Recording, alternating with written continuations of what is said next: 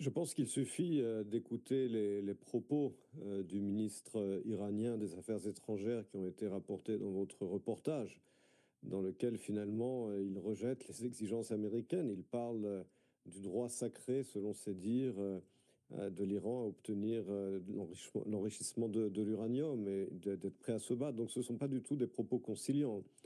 Ce sont des propos d'un pays qui ne semble pas vouloir du tout accepter les exigences des États-Unis. Et parallèlement, les forces américaines continuent de se concentrer dans le golfe Persique. Donc, il y a de bonnes raisons de penser que les États-Unis, que Donald Trump, sont déterminés à utiliser l'option militaire contre l'Iran en dépit des négociations en cours. Et je doute que le Premier ministre israélien ait besoin de se rendre aux États-Unis uniquement pour dire au président Trump quelles sont les attentes d'Israël sur de telles négociations. Donc je ne pense pas qu'Israël a beaucoup à craindre en ce sens. Cela dit, on sait que Donald Trump est réfléchi en homme d'affaires. Il veut absolument obtenir un deal, pour employer un terme qu'il emploie très volontiers.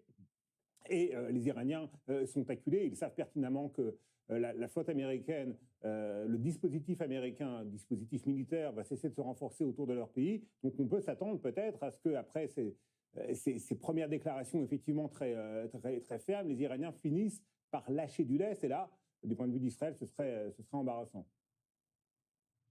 Vous savez, le régime de la République islamique n'est pas un régime qui pense avant tout à l'intérêt du pays et à de ses citoyens, puisqu'au moment où on se parle, il tire à bout portant sur des citoyens dont le seul crime, entre guillemets, est de demander leur liberté et leurs droits fondamentaux.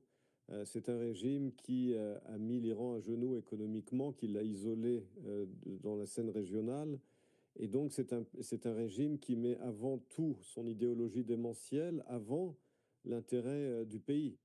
C'est un pays, je le rappelle également, qui a mené une guerre contre l'Irak pendant 8 ans, qui a financé un programme nucléaire et un programme de missiles, ainsi qu'un système de proxy dans la région, au lieu de l'investir dans des infrastructures dans le pays. Donc, il a été prouvé plus d'une fois que le régime de la République islamique met son idéologie démentielle bien avant l'intérêt du pays. Et c'est ce qui semble être le cas également à ce stade en termes des négociations face aux États-Unis. Donc, si je vous comprends bien, Emmanuel Navon, l'éventualité de frappes américaines est en fait une certitude. Il faut simplement attendre que ce déploiement militaire américain puisse s'achever, puisque ce n'est pas encore tout à fait le cas. Il faudrait encore, je crois, 2 voire 3 semaines avant que ce soit véritablement le cas, avant que les Américains puissent bénéficier d'une puissance de frappe absolument phénoménale contre l'Iran. Je ne dirais pas qu'il s'agit d'une certitude, je n'ai pas dit qu'il s'agissait d'une certitude, mais mon estimation, effectivement, est que la probabilité est très clairement qu'il y aura une intervention militaire américaine. Encore une fois, ce n'est pas une certitude, mais tout mène à penser que c'est la direction. Je vous rappelle qu'avant les frappes israélo-américaines en juin dernier, il y avait également eu des négociations avec le régime iranien. Donc je pense que la probabilité d'une opération militaire est très élevée. Il n'y a jamais de certitude, mais je pense que la probabilité, effectivement, est très élevée. Emmanuel Navon, professeur de relations internationales, merci beaucoup pour vos réponses à ces questions.